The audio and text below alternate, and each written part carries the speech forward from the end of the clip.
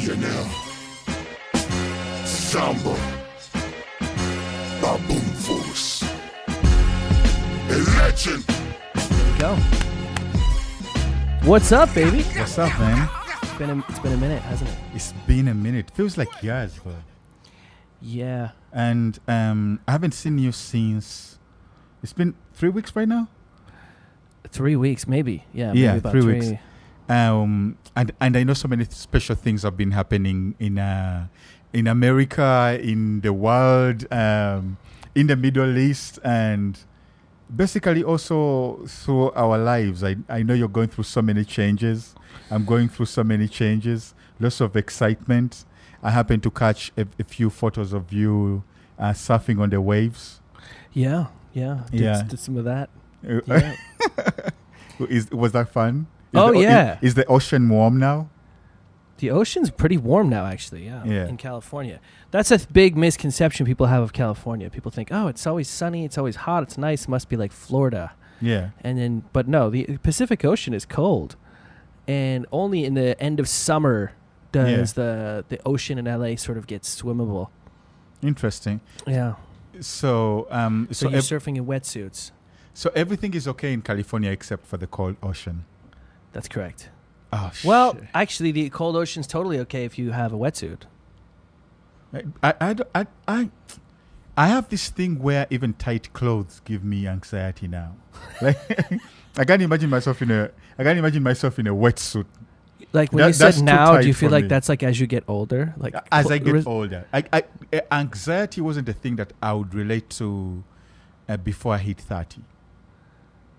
It was a thing that I always like. It was a white people problem, and it was a thing of, it's an American thing, it's a Western thing. In Africa, anxiety is almost unheard of, or maybe it definitely exists, but people always look at you weird when you say. Yeah, tell me about that. That's really interesting. So, because we always have these sayings of like, oh, those are like that's like first world problems or whatever, right? Like when, and do you think that mental illness or a lot of anxiety or a lot of the way depression, the kinds of psychological issues that many Westerners, many Americans deal with, do you think that's related to the fact that there aren't other more important things to worry about, or do you think it's like more clearly diagnosed because there's maybe more advanced healthcare and people are talking about it more? Yeah. What do you think? What do you think's from what I've recognized is all of those things that you've said could be true. All of those factors that you've mentioned could be true because in Africa the medicine is not that advanced. Mm-hmm. They haven't stuck with that problem for so long. Right. But also you could also consider that in Africa you have more community. Okay. So instead of running off going crazy, there's actually someone out there to talk to and calm your troubles.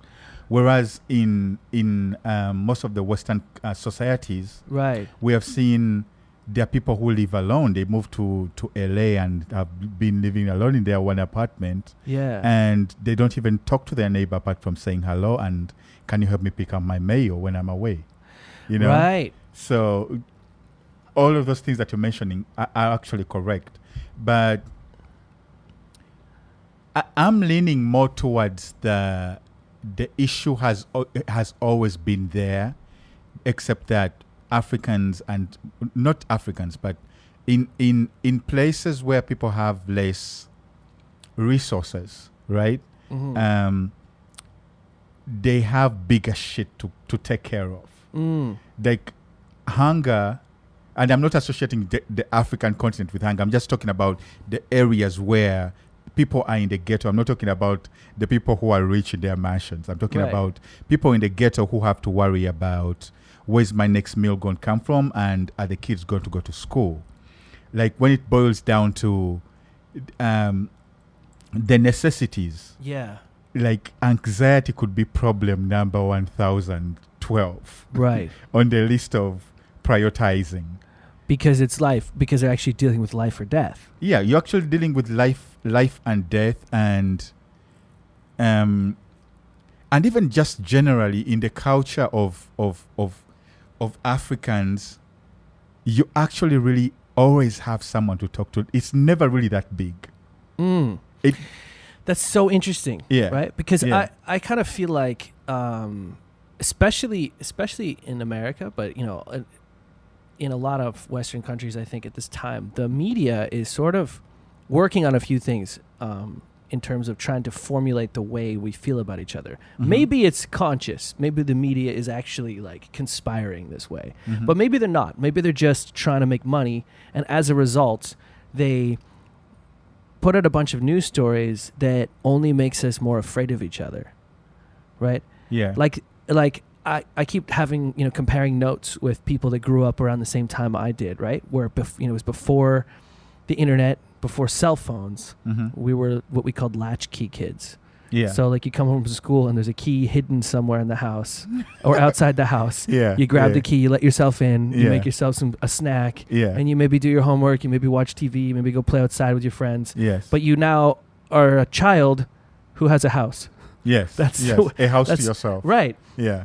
Whereas nowadays it seems like that's pretty rare that kids are unsupervised, that kids are, out. And one of the reasons that might be influencing that is that we have been led to believe, either consciously or just because they're trying to sell headlines, Yeah. that you can't trust your neighbor. Yeah. That the person down the street is maybe a pedophile or a rapist or a murderer, Yes. rather than someone in your community who you trust. Yes. And it always strikes me anytime in LA there's like a real community moment, because I often find people hover on it a little bit. Like they know it feels right. I'll give you an example. Today I was driving back from the grocery store because I bought my dog a bunch of food. Chicken. And there was also tri-tip steak on sale, so Okay. he got a good meal. I was buying a bunch of groceries and for myself as well. And I was driving home and I saw a little dog running across the street by himself. Yes. So I circled back and I looked at the dog and I tried to understand, because there most of the time in LA there isn't a population of wild dogs. Yes. Most of those dogs get taken to shelters and stuff. Yes. So I thought, well, what's going on here? So I followed this dog around a little bit. I had all this dog food with me so I could maybe Yeah. get in with the dog a little Yeah. bit.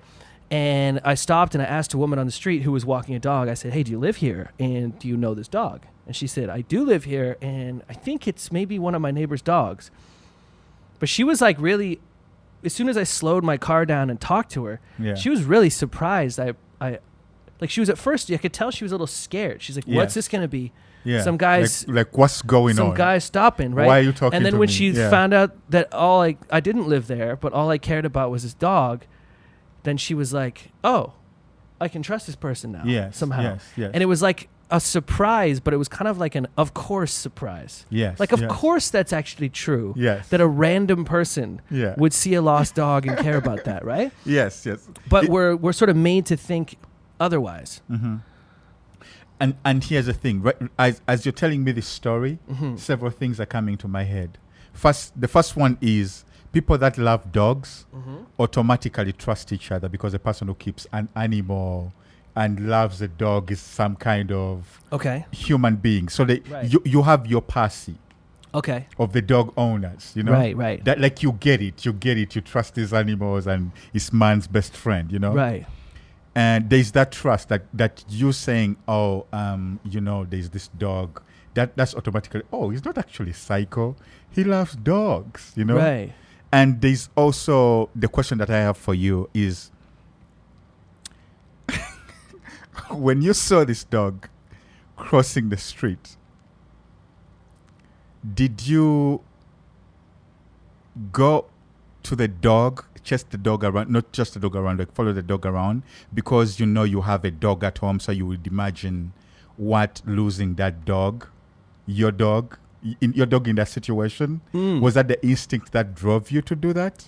Oh, no, I wasn't worried about the person who lost their dog. Yeah, I was yeah. worried about the dog.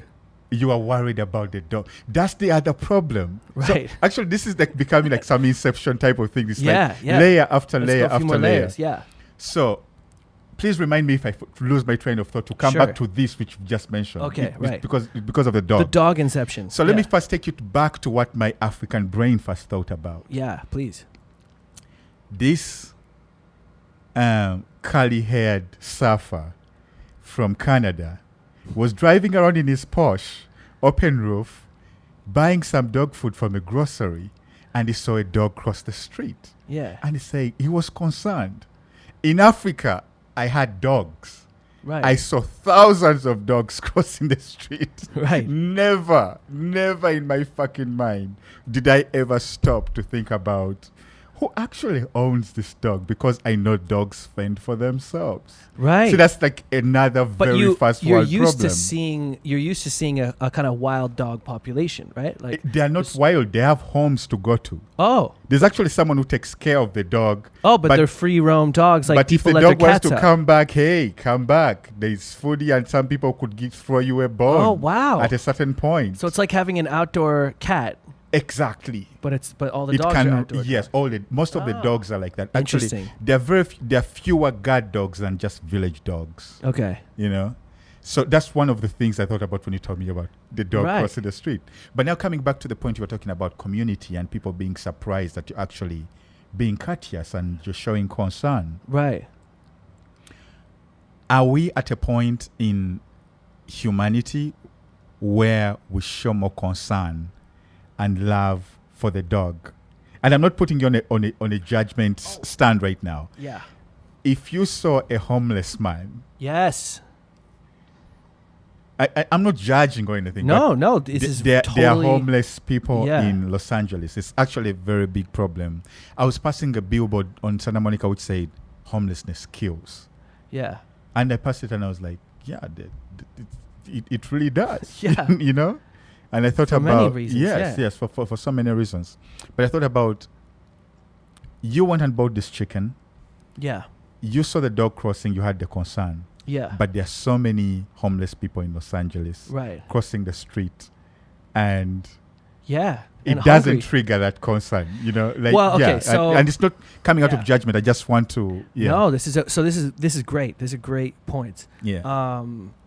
The homelessness situation in Los Angeles is something that I can't wrap my mind around, and I don't think most people can. Yeah. It's like, this is one of the richest cities in the world, Yes. and there's 100,000 people that live on the Homeless. street, and you can live on the street here because it's rich and because it's warm, right?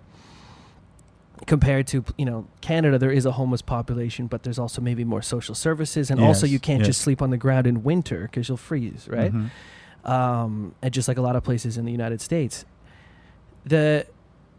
What blows my mind and what I don't quite understand is sort of the way we're dealing with it. It seems to me that the way it works is homeless people start finding, one little place in a park where there's a water fountain. Like if you just need the basics, that's what you need. Yes. And they'll set up a tent, and then another person will come, and then eventually there's a little bit of a camp there, and then the neighbors complain, and then the city and a few different bureaus come together, and the police come, and the Department of Sanitary, Health and Sanitation comes, Yeah. and they all say, hey, you can't be here because it's not clean, and they make everyone move their stuff, and they sweep the place, and they sanitize the place. Of the vermin. Yeah, kind of, right? And In quotes. and yeah. then eventually the cycle starts again. One more person comes back. Yeah. What blows my mind is why we don't have public showers that are free.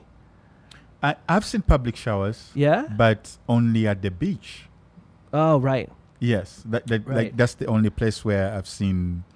But What I'm saying is, if you're Los Angeles homeless, is like or if the you're living wrong- in your car, Yeah. the one thing that really makes a huge difference is being Yeah. able to get clean every day, right? Yes, Have yes, access to yes, water and be able to yes. clean yourself. Yes. You can't better your situation if you smell like pee, Exactly. So you can't make it for a job appointment. You can't actually. I think being homeless puts you in a situation where it's like a downward spiral and getting Right. back up actually has no handles. right, If you can't take a shower yeah, and If you can't take a shower, no barber even wants to shave your beard. No one wants to sell you a shirt. Right. Like it's, and most of the responsibility is left to non-government organizations and community-based organizations to actually help people out. And yet we feel this should be a responsibility of the government, right? Mm-hmm. And the California state. Mm-hmm. How does it work in Africa? Homelessness? Yeah. First of all, homelessness in Africa is there, and most of the homelessness that you see is not actually old people, it's younger people. Okay. And younger people, you see homelessness, but then it disappears. Okay. The homelessness that you see is usually as a result of displacement. Okay. Either there is a war somewhere and people just run from Congo to Uganda, Right. or Somalia to Kenya, Right. and then they form these camps. And if the conflict goes on for so long, Yeah. they kind of make that their home and get integrated in the community.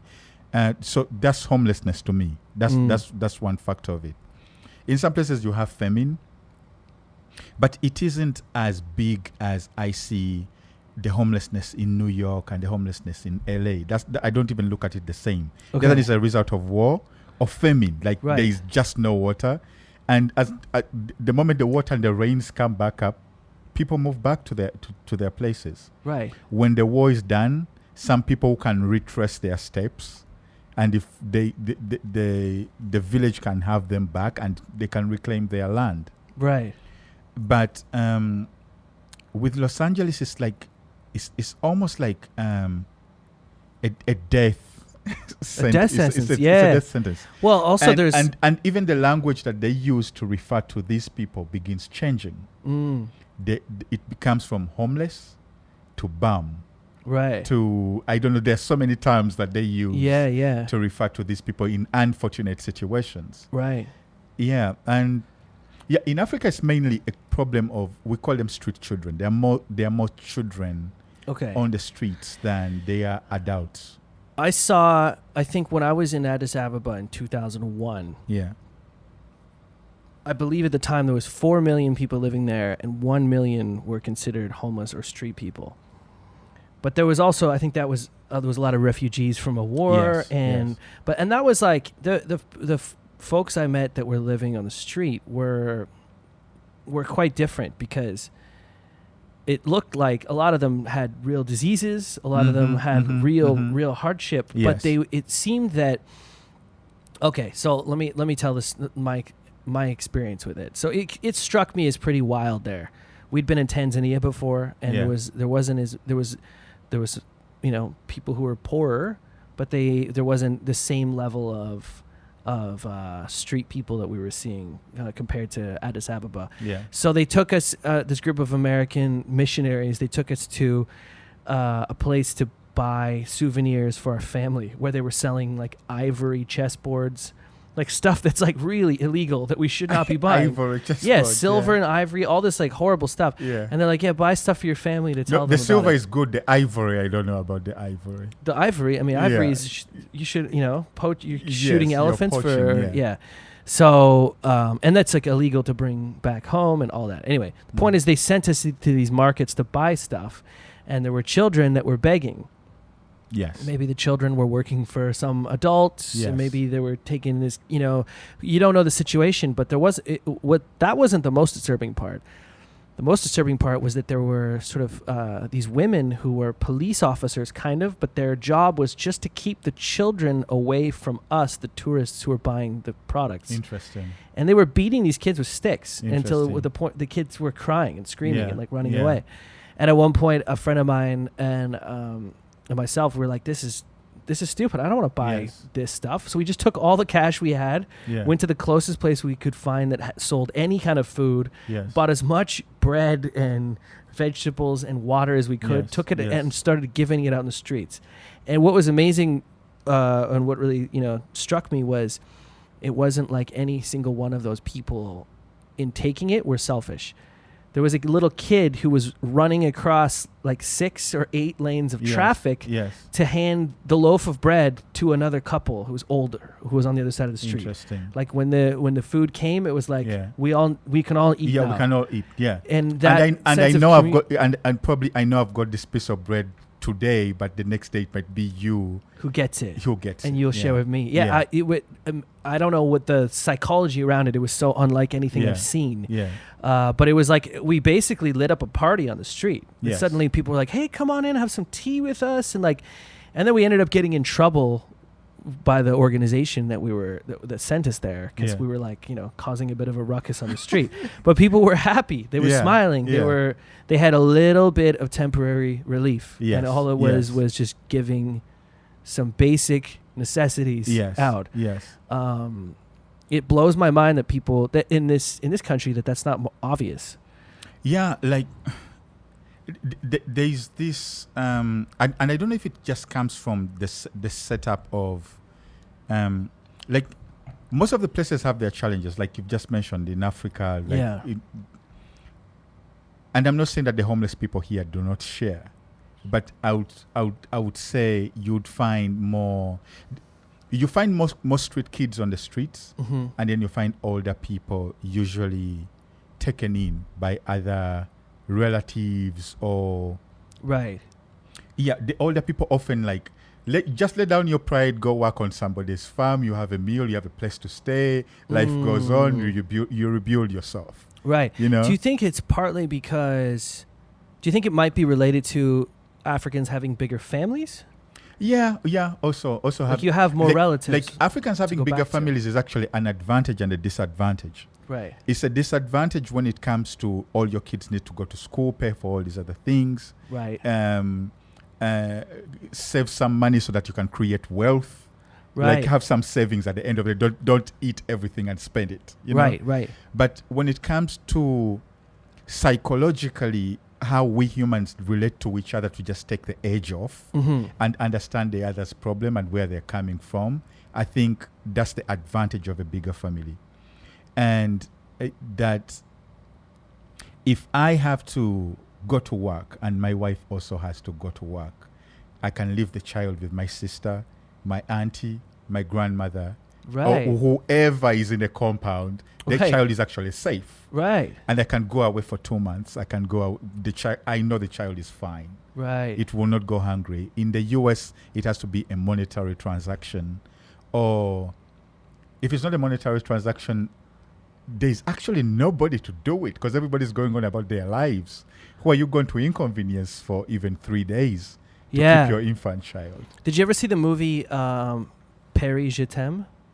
No, but it sounds French. So it's a French movie, and it's a lot of shorts, right? Like vignettes. So it's a little scene, and a lot of the times, even the whole scene, there's nothing. What does that mean?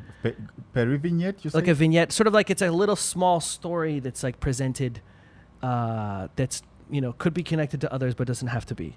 So it's like the whole movie has a feel, which is, that it's all set in Paris and it all sort of shows what the city, all the kinds of different lives that live in. Is it like a mime story? Well, there is a mime scene, Okay. But this is more like, sometimes there's dialogue and sometimes there's not. Yeah. So one of the ones that was really heartbreaking and powerful, is a scene where a woman wakes up with her newborn baby, and she like is all affectionate with it. She sort of looks at it. She plays, she gives it her hand and it, the baby's like grabbing her fingers and it's all cute. And she then you see her get up and she takes her kid to a daycare where there's like, 8 babies that are all being looked after by the same person. And then she gets on a subway train and she takes the subway to a wealthier neighborhood. And she walks into a wealthy house, and then she spends the whole day looking after one baby, right? So it's like this. This really sad thing. She has a baby. She needs a job to support the baby and herself, and her job supporting the baby is exactly what she wants to do with her own baby. Exactly. But she can't because she's poorer. Yes. Right. So it's like this. It's unbelievable. It's just like in that quick little sequence of scenes, Yes. you get a sense of It tells the so much. absurdity Yeah. of the system we're living in. Yeah. And in a lot of ways, I think probably for the health of the child and the Yeah. health of the parents, like what you're talking about is Yeah. maybe better, right? I have a question for you. How do you think we can solve the homelessness problem in, let's say, New York, Los Angeles, being like some of the biggest cities? Even Yeah. India has a homelessness problem. So what do you think societies that are large, metropolitan societies, could start doing in order to move in the right direction? Okay, great question. And I think the answer to this question probably says everything about, just like a lot of differences in political opinion. Yeah. It says a lot about what you believe humans are deep down, what human nature really is. For me, I think that humans are mostly good, and that, as Darwin said, we bear the stamp of our lowly origin. We are disappointing sometimes because we are primates. We're poorly evolved, and we're getting better. But we have Yeah. a lot of our problems are boiled down to the fact that our amygdalas are too sensitive. We respond to fear. Yeah. And our adrenaline glands are really big, and our frontal cortexes, although very handy, Yeah. don't have enough authority in our brain. We will have an irrational fear, Yeah. know it's irrational, and still allow the fear to guide our actions. Yes. This is a problem with our biology. Yes. Okay, so that's the background explanation. What I really think we should do with homeless people is buy them homes. Buy them homes. Yes, very good. Very good. They did this very in good, Utah. They did this in how? Utah. Give me the economics of how we arrive at that. We divert tax money Mm-hmm. into public housing, just like we divert tax money into infrastructure spending. Yes. Just like we divert our money into paying for education for Yes. a child, Yeah. even if you don't have children. Do You have to pay Don't you for think schools. that's just wishful thinking in America, which is capitalistic, and where we have half of the people, almost half of the people, being Republican, and they believe everybody should earn what they work for. Everybody should earn and work to have that house, because that's a fundamental belief in the U.S. Yeah. But building everybody a house is viewed as communism. It's a dirty word, communism. Well, no, because it's not building everyone a house. It's What sort they of don't. it's sort of deciding whether or not. It basically, it's deciding what the bottom is. Mm. If you think right now, we've agreed that if your house is burning down, Yes. rich or poor, Yes. we're all going to pay for the fire department that's going to put out the fire. Yes. And in most Western countries outside of the United States, we Yeah. think that if you're sick, then we're all going to pay for your medical bills collectively, because Yes. it's cheaper and better. Because I don't want to live next to sick neighbors who are dying because they're too poor to get help. I want to live in a community that's healthy, Mhm. and I will give some of my paycheck to that, right? Yeah. A lot of it, That's you, Ben. That's you. right? But there are people who do not believe that that's actually that even bothers them. Right. So the Yeah. people that don't believe that, they actually, for the most part, have a different level of cynicism. Their cynicism is that that's a waste. They probably, like a lot of conservatives would say, yes, Mm-hmm. that person should get help. Yes. But that person shouldn't get help from the government because the government can't be trusted. So that's their logic. a lot of the times, yeah. And a lot of the times with like religious folks, they're like, we want to help these people, but we want to make sure that it's the church that helps them, not the government. Which is all just politics. To me, the church is just as political as the government. Actually, the church is a government, I mean, and its president is the Pope. kind of. Yeah, I mean, it's definitely a power structure, the way that the It is a government's power structure. Yeah. Because you all collect money, which is the tithe. The tithe is taxed to me, Okay. which you all collect and send to Rome, right. which is like the Washington or where the government coffers are. Yeah. And then the Vatican decides where to distribute the resources. Right. Your diocese collected this much, but I'm not giving your diocese this much because I believe there's a need here. Right. So to me, that's government. That's government deciding, oh, we need... right now it even seems like it's almost like a ridiculous idea. But back in the day when the church was being formed and popes fought wars, Mm-hmm. there were actually places that were called papal states. Right. That were governed and were administered by the Pope. That's the history of the church. Sure. That evolves to where we are right now. Sure. I mean, the church was more powerful than many governments for a lot of its history. Yes. Right. It was a much more unified, centralized power source. We drink on this podcast. It's allowed. We drink wine. Sometimes we drink tequila. Sometimes we drink because we believe this is the gift from the gods. We live like the Romans did. Just a little bit to wet the whistle, right? Yeah. Yeah. And only the finest of finest of California wine. California wines, yes. Yeah.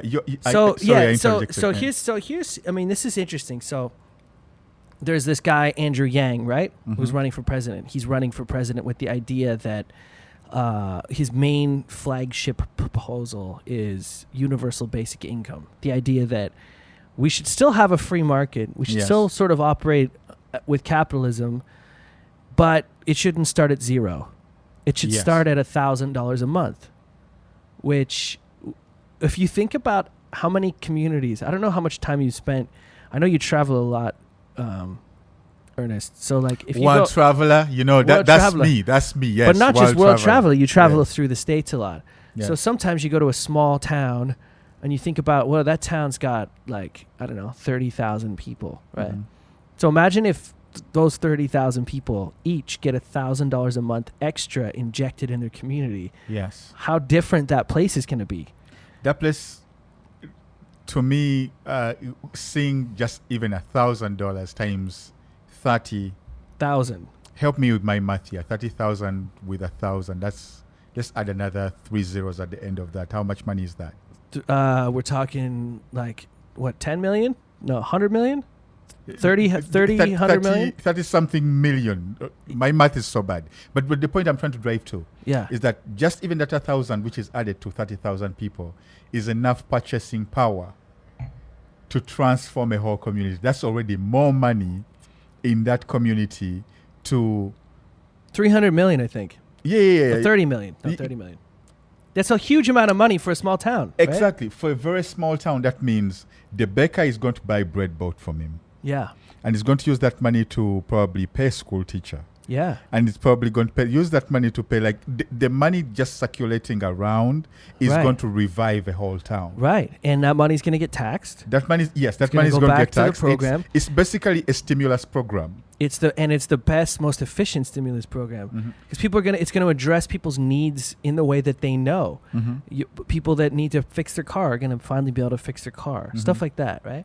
So, what's interesting about this particular proposal and Andrew Yang's run for president is that it seems to be exciting not just Democrats and not just people who are progressive leftists, but a lot of people on the right too. A lot of libertarians, a lot of Trump supporters. A lot of people are like, you know what? Actually, this is a deeply American idea. I'm not surprised that the people on the right. Naturally, I would be surprised because they're the same people who usually say big government, blah blah blah, and ABC. But I think that's a narrative that has been sold to us that the people on the other side don't want free things. Right. I believe everybody in a desperate situation, which this election let us know that there are people in the middle who are really suffering, who have nowhere else to go once the coal mine closes, once the economy comes to a grinding halt. There's nothing for them to do in that town except resort to drugs and look at you liberals debate whether it's going to be kale or beef. Right. The great kale shortage of 2016. The great kale shortage. So they're like, man, fuck you. Right. So right now, anybody in a disparate situation is going to find that 1,000 very useful. But my question is, do you think because that 1,000 is going to be in the community, and judging by how I've seen American trends go, maybe I'm not looking at it from a very fair eye, but the way that I look at it is this 1,000 is injected into the community. The guy selling the bread, which is right now, let's say bread is $10, right? Mm-hmm. Is going to hike it and make it $15 because he knows the people can afford it. That's a good question. So that it renders the 1,000 almost $1, where the 1,000 has the purchasing power of $1. Right. So that, am I wrong? So I thought about that a lot too. That's was my first knee-jerk reaction. I was like, oh, well, just all it's going to do is make $1,000 worth zero. Yeah. But that's not the way inflation works. Inflation, and pricing works a lot more on supply and demand. So yeah, one baker could say $15 a loaf. You guys got it. You're good for it. But most people are going to be like, that's too expensive. And the next guy down the street's still selling it at the same price. Prices are usually set by supply and demand, and that's not supply and demand's not going to change. Maybe bread demand's going to go up a bit. Okay. Maybe bread is the wrong example. So let me take it to a product where the suppliers can actually band together and form and set a price, like something like fuel. Right. Like if I know there's $1,000. Right now, if you've been buying the liter at 3 point something, I'm going to hike that up to a 5 because I know you can afford it. And the next guy is not going to set it lower because all of us belong to OPEC or let's say an organization which can assume the powers of a monopoly. Right. Yes. That's a great question. I mean,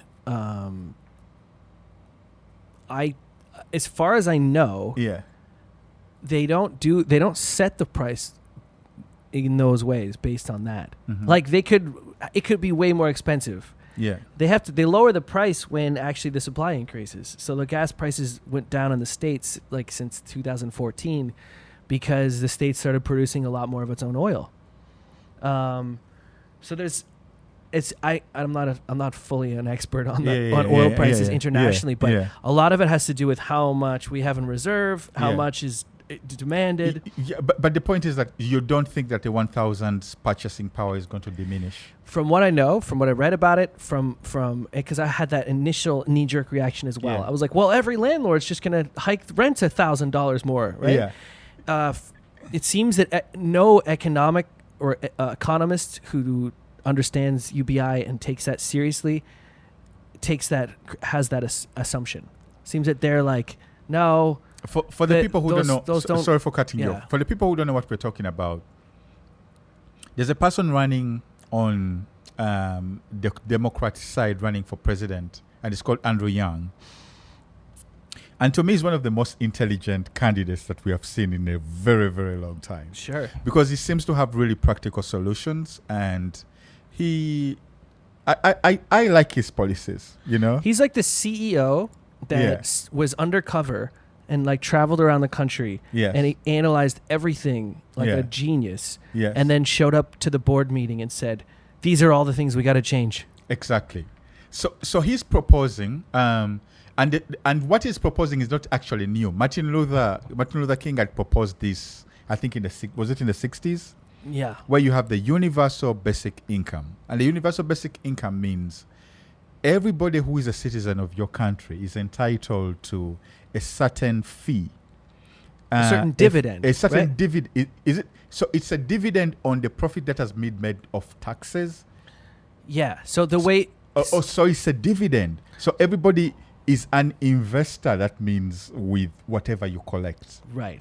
Okay. So that's the way Andrew Yang has branded it, right? It's a dividend. So that means that if America is running as a corporation, and Amazon pays this, Microsoft pays this, the oil people pay this, and everybody who's starting a business and operating a business in the US pays taxes, all that money is put into a collective bowl. Yeah. And every citizen shares a piece. They decide how much every citizen deserves of the national cake. It's actually a slice of the cake. Exactly. And what he's proposing is $1,000 for every American, which is the universal basic income, to help people to help them reserve the dignity of being human, and to also help the people who have historically been poor or marginalized, to help them have a leg up or purchasing power or buy a shirt. Right. Buy a meal. Fix your take car. care of a baby. Yeah. Finish your car. You can finance. How much do they pay for cars in the US? $300 a month? Yeah. So if you have 1,000, you can actually get to your place of work. Right. So it's things like that, and that's what he's proposing, and that's what we're discussing. But also think about how if you have any kind of home business you're running. Yes. Or like you have a bakery and Yes. your community doesn't have that many people. Suddenly everyone has more money. Suddenly people that, maybe would save their money and not go to the bakery will now go to the bakery. People will order an extra birthday cake for their kid's party. People will have that flexibility to do that. But yes, you're right. You're right that the way of framing it is that, and the way that Andrew Yang has framed it is that it's a dividend. Yes. So the way dividends usually work is you invest in a company, and then every quarter you get a check that is a small percentage, a slice of the profit from the company, right? So this is the same thing. It's the idea that every American would be able to benefit from the success of the whole of the whole country, which means that you still maintain the company still. Let's say the country is the company, so that means the company still has its running costs, the costs of running the company. Yeah, nothing is going to be taken away. All the services are still going to be running, and the leaders are being paid. The road is still running. Construction is happening. The ships are being manned, and the docks and everything. All those costs are being covered. But on top of that, you also have every citizen receiving $1,000. Right. Which I also think that's one way of solving the homelessness problem. But I had an idea of my own, and tell me if this could work or not. Okay. So California grows most of the food for the U.S. Most of the food that the U.S. eats. There's the middle of the country, but California also accounts for a huge percentage of what America consumes. So I said, if we have you said maybe 100,000 homeless people. Is that the number? I think it's over 100,000 in Los Angeles County. Yeah. So if you have almost 100,000 homeless people in Los Angeles, and we have a whole desert, which is federal land, right? Yeah. It might sound inane, but I think it's a solution. So if we have this desert, right, and we have seen that there are communities that have managed to actually transform deserts into farmland. And we have seen all these technology companies constructing solar panels and generating power for cities, We have this desert that we can put to work. What if we decided that part of the federal land in California goes to housing people that are going to work on the farm? Like you have houses adjacent to a farm. It's a community of its own, right? That way you're paying for your housing, you're paying for your food, and also generating income. And you're working on this farm, and you're living on this farm growing food, or working on whatever project that it is that's out there in the desert that houses you and feeds you, gives you all these medical benefits. If you no longer want to feel like you've grown out of that and you've saved a little bit of money, first of all, there might be no money in the beginning, which I was telling this to my wife and she was telling me, but that would be like slavery. And I was like, but no, you're having a free house. Slavery where you can free quit. Medical benefits. Yeah. It's slavery where you can quit. But maybe if a company is profitable, you can begin giving someone at least, let's say, save $100. Save $100 every month. Which I believe is one of the ways that you can solve the homelessness problem. Because with that, instead of someone staying on the street and telling you, I don't have a way out, you'd actually be telling them that you're actually being a lazy motherfucker right now. There is a place you can go to and they'll feed you. You can have company and you can go work for X amount of hours and have money to save and re-enter society. Okay. That's my solution. So that's interesting. I think that solution maybe would be helpful for 40% of the homeless people. Maybe less, maybe more. I don't know. That's just my gut reaction. Tell me why not 100? Here's why. Here's why I have an issue with that. Yeah. Okay, it's the same reason I have an issue. Like, one of the main criticisms of universal basic income is this: is like, oh, well, won't people just hang out at home and smoke weed and drink alcohol and hang out and watch movies and not do anything? First of all, there's nothing wrong with people hanging around in the houses and smoking weed. Well, that's my answer. The thing is, there's this idea that unless a human being is economically productive, anything they do in life is valueless. This is a sickness that we think about. Say that again. The idea that if a person is not economically valuable, that they're useless. Yes. That anything that they're doing with their time doesn't have intrinsic value. Yes. This is another thing Andrew Yang talks about. His wife looking after their kids. Yes. One who's autistic. Creates value. Yeah. That is like a really important job, but the market says it's worth nothing. So the idea is people should not be told, oh, you don't like it here? Oh, you can't pay your rent? Oh, you got evicted? Oh, you have a mental disorder? Go work in the field, motherfucker, because that's the only way you're going to get out of this train. Like, that's really potentially trying to say there's one way to get out of this mess, and it's to start at the very bottom and work up. And like, the whole idea that you can start at the bottom and work up is this sort of weird American pipe dream where Drake did it. Yeah, people started from the bottom, now we're here. Drake? Yeah. Drake grew up in the middle class.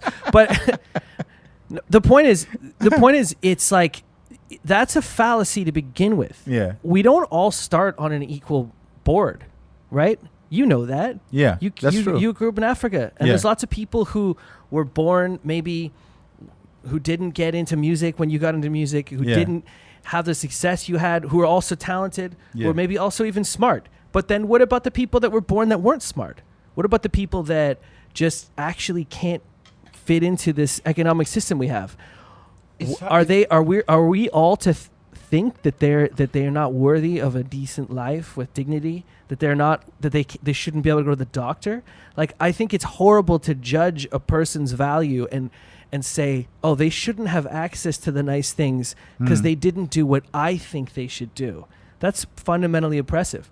I think we should all agree on what the bottom level of humanity looks like. Yeah. And I think for me, that looks like access to clothing, housing, healthcare, food, clean water. Those things, like, basically you shouldn't be required to rent yourself out to someone doing something you don't want to do in order to put food on the table for yourself. It comes up to personal choice. But how different is it from if I told you, you're Ben, you're hungry, right? You're hungry. Yeah. All you have to do is go cross Santa Monica, walk up to Melrose, right? And wait for the truck. Now, when the truck comes, carry up a sack of loaves, right? And then take one home. How that solves your hunger problem. That solves a problem for the person who wants to distribute loaves. And to me, that's just honest work. Okay, so what about if it was like this, though? Yeah. It was like, hey, GNL Zamba. Yeah. You're hungry, right? Yeah, I'm hungry. Yeah. Okay, cool, man. Cool. I'm glad you're hungry because that's what I need for me to get you to say yes to this next thing. Uh-huh. So now what I want you to do is go across the street to that truck, and I want you to have sex with that truck driver. You want me to? Is she cute? No, he's not cute. He's been driving his truck for a long time. But he's sweaty and and you don't trust me. You don't want to have sex with this guy, okay? Yeah. But it's gonna solve your hunger problem. Yeah. You got to do that one thing you don't want to do. It's going to help me out, man. It's going to help Yeah. me out. Yeah. He's been asking me all day Yeah. if I can find a cute guy to like get him, to find, for him to have sex with. What do you say? I mean, how is that different? Fundamentally, you're doing something you don't want to do Yeah. in order to get a loaf of bread. And you're being told your lack of desire to do it is the reason that you should be hungry. But we live in Ben, we live like in a real world. Like if you didn't wake up, Yeah. if you didn't wake up and decided to grind at production Yeah. and really spend hours in front of a program trying to learn it each and every day, the time that you put in is what makes you a skillful, sought out engineer. You get me? Sure. So to me, that's equal to a person grinding in order to find Okay. food. And remember, mine has food and health benefits. Okay. So do you think Yeah. that And you the have a right grind- to say hang on, no. do You have a think right that to say the no. grind that I put in, Yeah. because you're right, I work hard. Yeah. Do you think that the grind I put into music production Yeah. is in any way equal to the grind that someone works at an Amazon fulfillment center puts in? Who's working harder? Who's grinding harder? The guy at the Amazon fulfillment center, who's Yeah. probably going he's- to end up a homeless guy. He's making terrible money. Yeah, yeah, yeah. He's Who's- hurting his body. Yeah. Okay, so the question is, this is a fallacy, the idea that we live in this meritocracy. Yeah. People, and as a fellow artist, you know this. Most of the work you put into your work was not because you knew how much money you were going to make. Like, that was always a happy surprise and a Yeah. coincidence. Yeah, yeah. You did the work because you're a creative human, because you wanted to do something. Yes. Just like when you did something nice for somebody, you didn't Yeah. do it because you were expecting something nice back. You're Yeah. not a robot that's like programmed like that. You have a heart. You're sensitive. You have things you want to do that are motivating to you. And this is where I'm on the side of, the baby boomers have like so many advantages, but then they call the millennials lazy. yeah. I think there's to some degree, this is where they are allowed to call the millennials lazy. What are you talking about? There were people during the Great Depression. There were people that used to stand outside factories begging for a spot to be part of the assembly line to get a meal to take back home. Yeah. You mean to tell me that you don't even want to put in the work in order to be fed? You think No, it's I think everything that- should just go according to I how think- you like it? I think that this question is such a great question. Yeah. And it's a great question because it really says basically everything it really defines what you think a person is. Yeah. What is a person worth, and what is a person's life force worth? And if you're gonna look at the Great Depression when people were in lines and desperate and like doing anything they could do to put food on their This table, is and the you're Great gonna say, Depression, except that nobody has labeled it that yet. okay, if you want to This look is at a depression. It's not yet great, okay, but it is a depression. if you want to take that as an example Yes. of human courage or human spirit, I would say that unfortunate economic situation and the labor that those people were exposed to is potentially a complete waste of their energy, as has been a lot of people's work that people have been forced to do or compelled to do in a free market system because the economics are the way they are. A better example to me, which I found incredible. Did you see Chernobyl, the series? I haven't. Okay, so For some reason, I don't want to see it because I feel like I know the whole story Okay. already. All But right. I've been told it's good. So one Yeah. of the most amazing things about Chernobyl, right? It's like this horrible event happened. This nuclear power plant Yeah. melted down, right? And Negligence, Oh, accident, it was an design accident. flow. What All was of those things. Mhm. It was all of those things at the same time. Many things led to this disaster, Yeah. right? But at a certain point, there was suddenly the hat was off. Everyone knew this was a problem, and it was a huge problem. And there was all this radioactive material on the roof of this factory, and it was spreading into the atmosphere, and it was going to potentially affect tons of people. And in order to contain it, they had to take the radioactive material that was on the roof of the building and get it off the building somehow.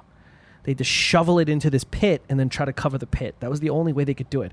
So at first they were like, nobody can go up there, because if you're over 2 minutes of exposure up there in a full suit, you're going to melt and you're going to die. It's going to be horrible. Mm-hmm. So they tried to drive remote control robots, and those robots all got fried by the radiation, and they couldn't do anything. So eventually they said, we need people to do this. And they put out a call to action. They said, the Soviet Union needs volunteers. We need people to do this. Did they actually told them, or they just tricked them into going up? No, they told them what was going on. Oh, yeah? And 700,000 men volunteered. You're kidding me. From Belarus, yeah. Are you that brave? Would you be among the 70,000? I mean, I don't know. If Canada called, or the US? If I would like to think that the human spirit will rise to the occasion when the situation is Dude, I watched Bruce Willis let me finish in this for a second. Armageddon. I don't think I would have been Bruce Willis. Oh, well, yeah, in Armageddon, whatever. The point, this is human history. 700,000 people put on a suit. Yeah. We're told you have 2 minutes to clean as much up as you can, and then you have to take the suit off and you have to get back down. And then they said thank you for your service. Those guys went home and probably died of cancer because of what they did. Yeah. Eventually, who knows whether they got affected or not. I think the point is they felt this solidarity with their fellow man. Yeah. And that, to me, to wrap this right back around to the idea, to all the ideas we've been talking about, I really think that the way the media and the way even maybe social media is functioning, it's essentially undermining our belief in solidarity. It's trying to convince us that people aren't to be trusted, that people are fundamentally selfish, that you can't trust your neighbor, that we're all kind of shitty, and you're worth nothing unless you're economically valuable. And I think that's like crushing our souls. Yeah. Because that's not the way we actually behave. And you know that based on the way you're describing your African communities. Exactly. Right? No. And I know it from if you're to tell me the difference between me and a homeless man, there is no difference actually. The only difference is that right now I'm in a more fortunate position. Right. But we breathe the same air. We probably have the same thoughts and the same fears. Right. And it's the same thing. Right. It's the same thing. And so you still want to send them all to farming camps? No. Yes, I do. Because I believe it's not like a Japanese. No, not Japanese. Like it's not like a North Korean camp. A work camp? You can leave anytime you want. Slavery where you can quit. But put in some work. If you can't put in some work because you have an ailment and you're actually sick, there's another program to take care of people like that. But if you feel you're able-bodied, work, and actually you can keep some money on the side. There's some health benefits, and help us actually solve a problem where we can actually give America some organic food. Okay, so how about a program where you can pick the work that you do? That's almost impossible, because if you can pick the work that you do, most of the people are going to choose to be a supervisor. But just like you said, there is actually, right now, let's say our Chernobyl there are 100,000 people who are homeless. We need some people to actually volunteer to kickstart this program. I mean, yeah, you're right. For the betterment of everybody. Mayor Gassetti, that's his main thing. Yeah. I mean, I don't know if you've heard him talk. Gassetti. He really wants to try to fix Gassetti, it. Actually. But he's dealing with the political system we have, which is very inefficient. Not that I met him officially. He just shook my hand at a function, and that was it. Well, that's cool. I think we should wrap this. Wrap this baby up. I still feel like we have so much to discuss, but this is I always feel that way. Yeah, but this is such a big problem in the world that I don't think people are tackling that much. And it's a question of what we actually think. Okay. our role is as human beings are in society. Okay, so let's do this. Yes. Why don't we do this like a formal debate? Yes. And we'll take like a minute or 2 minutes to make our final case. Yeah. Yeah. How's that sound? I think I've made my final case. You already made your final case? Yeah, I think I've made my final case. I think I have my solution is on the table. Okay. Where right. I'm not going to force you to actually work on a farm. And the farm is the metaphor. There could actually be another program that could be done where you need collective hands to actually push this thing forward. It could be an app where I need people to deliver things. You might waste a potential genius. Yeah. Programming or even writer or artist to farm work. No, here's the thing. Most artists in LA drive Uber and do Lyft before they go to the acting job, because they are driving for the Lyft is their farm work before they go for the audition. Do you think that's better? Do you think it makes their acting better? It doesn't make their acting better, but it makes life livable. What if their job just paid them enough money? It actually helps them stay off. It actually helps them stay off the streets. You get me? No. It does. No. Right now, Uber and Lyft are the farmland of California. Uber and Lyft are like the technological exploitators. They don't pay enough. Of course they don't. But they give you just a little to pay for your rent and your food. It's the illusion of useful work. It's a waste of your time. But it allows you the time to actually go for the audition and chase what you want. That's my solution. You're creating value, driving all these people. For me, it's creating value, growing some good cucumber. Okay, so are we sending these people to the farm, or are we making them drive Uber? What's going on here? No. To me, what I'm saying is that I'm not telling you to drive Uber. Like, to me, it's Uber and the farm are the metaphors of there can be a program. Okay. That the city invests in, where you can use all these people to give them free housing. Because if they do that, then you can provide free houses. Then you can have another people who just construct free houses, and they're just working on the site for the meal and the pay and their health benefits. Okay. It's actually a government. It's actually a city-state program. It like for youth for the food, and then these people who constructing your houses, you need to grow the food for them. So to me, it's like it's the same way an African village works.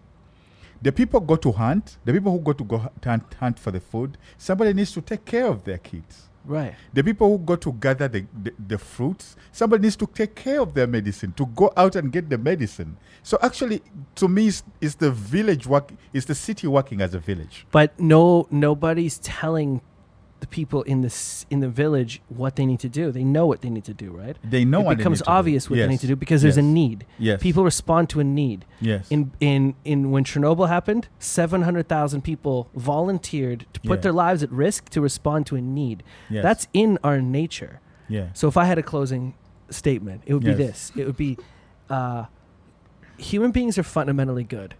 We have a bunch of issues, and we're not there yet. They're fundamentally good.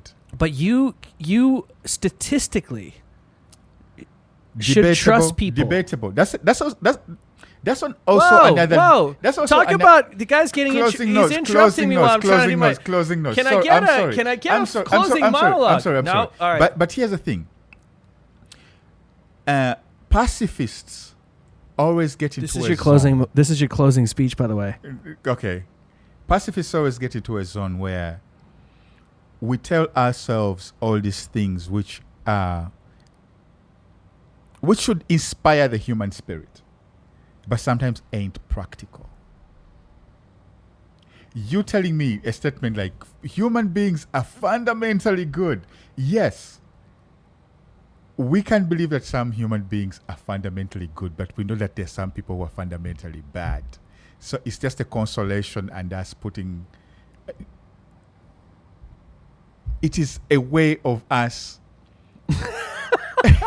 putting a statement in the air and saying, this is what we should aspire to. Listen, you want to take down the first thing I said in my closing argument? Or do you want to hear my closing argument? They should aspire to. The truth is that there are people who are actually disturbed and evil Yeah, but the percentage of those people are Yes. so small compared to the actual population. Yeah.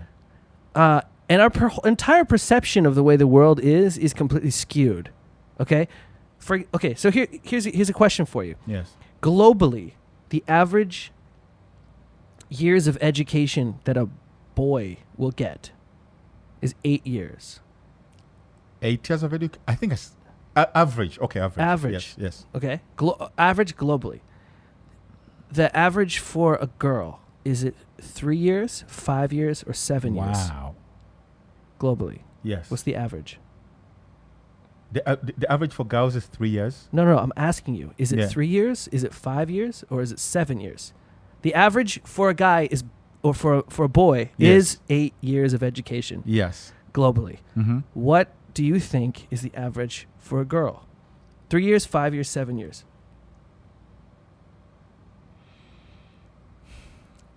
I'll say 5.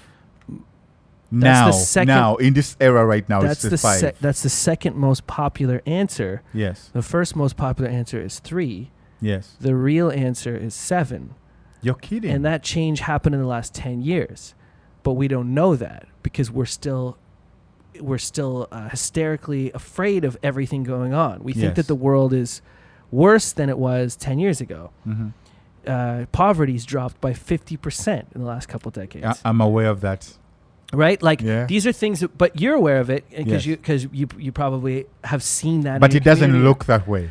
It's not presented that way. Yes, We're not made to yes. feel that way. Mhm. We're not made to feel that your neighbor might look after your dog when you're gone. We're not made to feel that we can trust each other because the powers that be that want to essentially control and keep control, that have control and want to keep control, they would rather us be divided. They would rather us be divided by race, by political ideology. They would rather us, the poorer folks, the middle class, the artist class, they would rather us all be infighting rather than understanding our true existential nature, which is that we actually have a deep down altruistic solidarity with one another Okay. that is very like testable. Game theory proves that humans do irrationally altruistic things regularly. Maybe I don't understand the term altruistic. What's that? Like it means like a thing that you did for others, even at potentially at your own expense. Like the 700,000 people from Belarus who like showed up to help out with Chernobyl. That was altruistic. Here's my argument with that. Maybe their life sucked. Maybe some of them already had cancer. You don't know that. 700,000 people volunteered to help out. You want to say it's because their life sucked? No, they helped out because humans have a need to be to feel connected to other humans. Yes. And to do the right thing and to be helpful and useful when we can. And it's being exploited economically. Our labors, the fruits of our labors, is being exploited by those in power. Yeah. We're trying to be devalued when we don't fit into the economic system, when we're not obedient. Yes. And we're not rewarded when we are our true selves. Okay, if that is the concluding remark, then how do you explain people getting shot day by day? Mitch McConnell and Mitch McConnell, the leader of this majority, and the people in the NRA and everybody who possesses a gun still think it's okay to keep their gun and not have any of these other checks. Not have any of. Oh, why? Wait. Yeah. Like with all the mass shootings that go on, if people Yeah. are fundamentally good, Yeah. how come the racism is still pervasive? Yeah. Police brutality is still pervasive, Mm-hmm. and even with the mass shootings that are going on in America, there are still people who would vote for the racist. They would support Mitch McConnell in his efforts And to listen to that keep NRA. the guns. And Okay. even though people are getting shot and they know what the problem is, they would still argue. People on Fox News, people on whatever, they will still argue, I think it's mental health. Knowing it's very well it's an excuse. Right. That means we are convincing ourselves that people are fundamentally good, but we should just accept the fact that maybe maybe 55% of the people are good. The rest of the 45 is a bad apple. No, it's way more extreme than that. So I would say it's more like 1% of the population is born a sociopath, 1% of the population is born a psychopath. Everyone else is more or less the same. But we it's not to say we're not weak. We have, some of us are born with really big, and very sensitive amygdalas. We have a lack of ability to consciously make the right decision because we get motivated by fear. Mm-hmm. The NRA basically exists entirely based on making people afraid of everyone else around you, which is why you need a gun. You need a gun to defend yourself against that guy and the police and the government. And you should be afraid of everyone. And that kind of talk speaks to people. Any religious organization in the world, if it's the Scientologists, if it's Jehovah's Witnesses, if it's the Mormons, if it's evangelical Christians, they're going to start by telling you that the world is really bad and sick. And there's these big problems. They're going to convince you of these really actually factually untrue realities, and then they're going to say, we have the solution, and it's we can help you with it. So they're going to convince you you're sick and then sell you medicine. That is the fundamental way the NRA works. That is the way that most people in power are operating. They're convincing us that we're not good to each other, that we need supervision, that we need to be put in our place, that if we're not doing well, we're lazy, that we should, that all of our value intrinsically comes from how well we cooperate in their big economic system. Mm-hmm. And we know it's wrong. We know it doesn't make any sense. Yes. You can feel that on a deep level, and history is so full of examples, but we often hold on to the negative experiences. You can have a great experience with 100 people and then one bad experience with one person, and your amygdala says, oh, that's bad. And you remember that bad experience so much. That's the problem with your brain. That's just the way our brains are functioning right now. That's the biology we have. We avoid danger and pain because we've evolved that way.